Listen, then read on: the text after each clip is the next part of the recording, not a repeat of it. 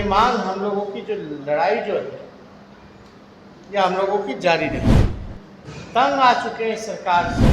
बाढ़ आता है बिहार में, आज इतना ही रहने दीजिए आप। तो बाहर को रोकने की जिम्मेदारी किसकी है?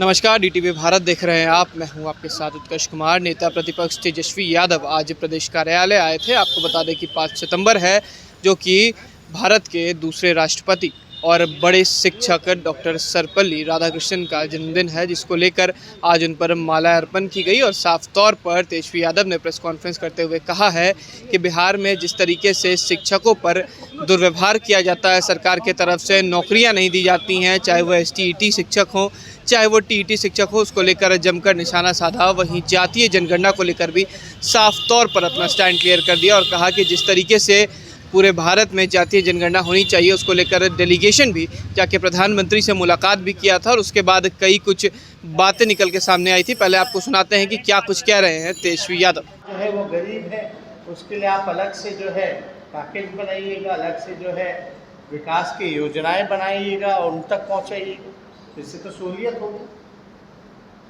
तो ये मांग हम लोगों की जो लड़ाई जो है ये हम लोगों की जारी रहेगी। अब केंद्र सरकार से कब आएगा नहीं आएगा, इस पे भी हम लोग पत्र लिख करके हम लोग फिर से रिमाइंडर हम लोग देने का काम करेंगे कि भाई जो डेलीगेशन जो हमारा जो गया था और इस पे क्या विचार हुआ है, केंद्र सरकार बताए करना है कि नहीं करना। दो ही चीज, अगर नहीं करती है तो हमारा पहले से ही प्रस्ताव था कि कम से कम बिहार सरकार अपने खर्चे पर, बिहार का तो करा ही सकती है, बिहार का कराई, अपने राज्य सरकार अपने खर्चे पर कराए और देश भर के लिए फिर हम लोग आंदोलन करेंगे। पूरे देश भर में भी जो है वो होना चाहिए, उसके लिए आंदोलन करेंगे। अभी हम लोगों ने भी देखा कि सोनिया गांधी जी ने जो है जातीय जनगणना को लेके कांग्रेस की जो है कमेटी भी बनाई है और जातीय जनगणना को लेकर के जितने भी विपक्षी दल हैं मुख्य देश भर में, नॉर्थ से साउथ, ईस्ट से वेस्ट, सारे ऑपोजिशन पार्टी के, चाहे वो रीजनल पार्टी हो चाहे कांग्रेस पार्टी हो, सभी नेताओं से जो है हम बात करके और देश भर में इसको लेकर के आंदोलन हो, इसको लेकर के हम लोग जो है उनसे कम्युनिकेट करें। ये बेहद इम्पोर्टेंट मुद्दा है। अगर गरीबों का कल्याण होगा तो उसमें सबसे बड़ा जो भूमि परेशान है, तंग आ चुके हैं सरकार से, कुछ लोग कोर्ट चले गए, कोर्ट से ऑर्डर भी आ गया, फिर भी जो है सरकार मनमानी ढंग से जो है अपना काम कर रही है। और अब तक हमको नहीं समझ में आता कि सरकार को इंटरेस्ट आखिर एजुकेशन क्वालिटी को सुधारने में है, बेहतर शिक्षा दिलाने में है, देने में है, तो ऐसा काम क्यों कर रही है कि जहाँ पद खाली है शिक्षा विभाग में उसको भर क्यों नहीं रही? अगर आप चाहते हैं कि स्कूलों में पढ़ाई हो तो शिक्षकों की नियुक्ति होनी चाहिए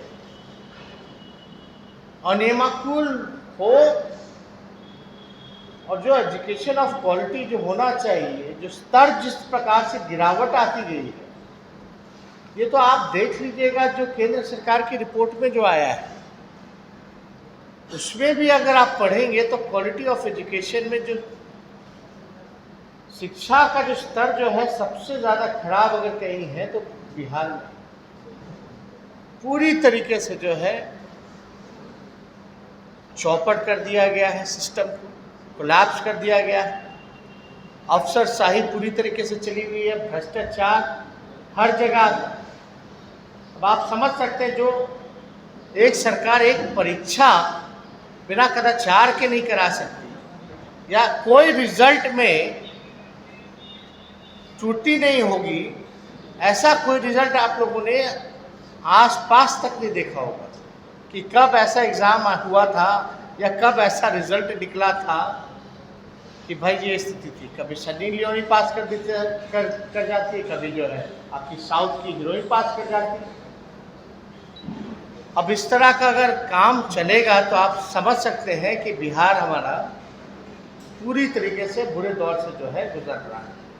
तो ज़्यादा कुछ ना करके सरकार से हमारी मांग होगी कि जितने नौजवानों शिक्षकों पे आपने लाठी चलाने का काम किया उसका अधिकार आप दीजिए। और हम लोगों की लड़ाई तो उन लोगों के साथ हम लोग लड़ रहे हैं। कई बार हम लोगों ने को जो है अब गंभीर होकर के सोचना चाहिए। मत करिएगा। किसको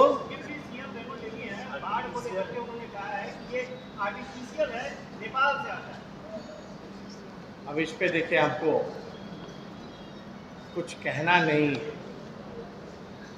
बाढ़ आता है बिहार में, आज इतना ही रहने दीजिए आप। तो बाहर को रोकने की जिम्मेदारी किसकी है? आर्टिफिशियल हो या आपदा हो, लेकिन जिम्मेदारी तो सरकार की है। बहुत नुकसान तो बिहार का हो रहा है।